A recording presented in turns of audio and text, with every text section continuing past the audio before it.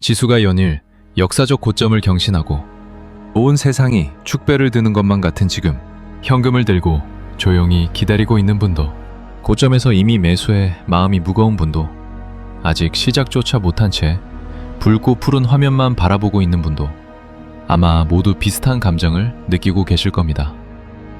나만 뒤처지고 있는 건 아닐까? 내가 틀린 걸까? 그 조급함과 상실감이 오늘 하루 얼마나 숨통을 조여왔는지 충분히 압니다. 하지만 저 거대한 우주의 시선으로 한 걸음 물러서 바라보면 지금 시장을 뒤덮은 군중의 환호성도, 당신을 괴롭히는 조급함도 너무나 작고 가벼운 일렁임일 뿐입니다. 전설적인 투자자 제시 리버모어는 이런 말을 남겼습니다. 큰 돈은 사고 파는 것에 있는 것이 아니라 기다림 속에 있다. 이것은 단순한 심리적 위로가 아닙니다. 냉혹한 자본주의 역사가 데이터로 증명한 명백한 사실입니다. 가장 가까운 예로 2020년 3월을 기억하십니까? 코로나 팬데믹의 공포 속에서 코스피 지수는 단 한 달 만에 35%가 증발했습니다.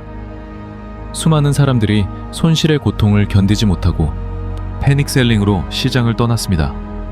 하지만 불과 1년 뒤 시장은 보란듯이 역사상 처음으로 코스피 3000을 돌파했습니다. 조금 더 시야를 넓혀볼까요?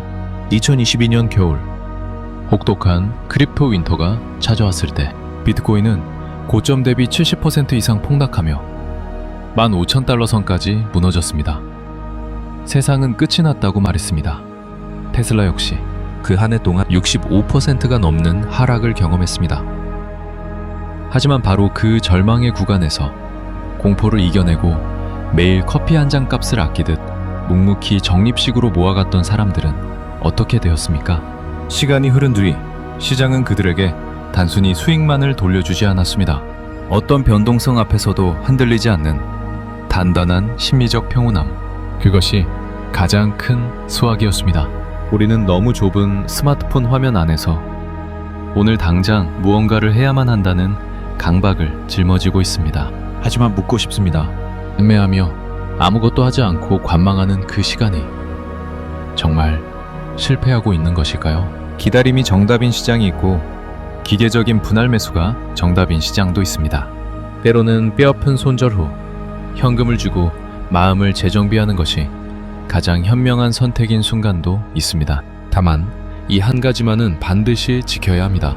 공포와 조급함에 쫓겨서 결정하지 않는 것, 그 원칙 하나만 지켜내고 있다면 당신은 이미 대부분의 사람들보다 훨씬 현명하게 이 시장을 통과하고 있는 겁니다. 오늘 하루도 변동성이라는 파도 속에서 정말 수고 많으셨습니다. 자, 이제 잠시 투자도, 포트폴리오도, 수익률도 모두 내려놓겠습니다.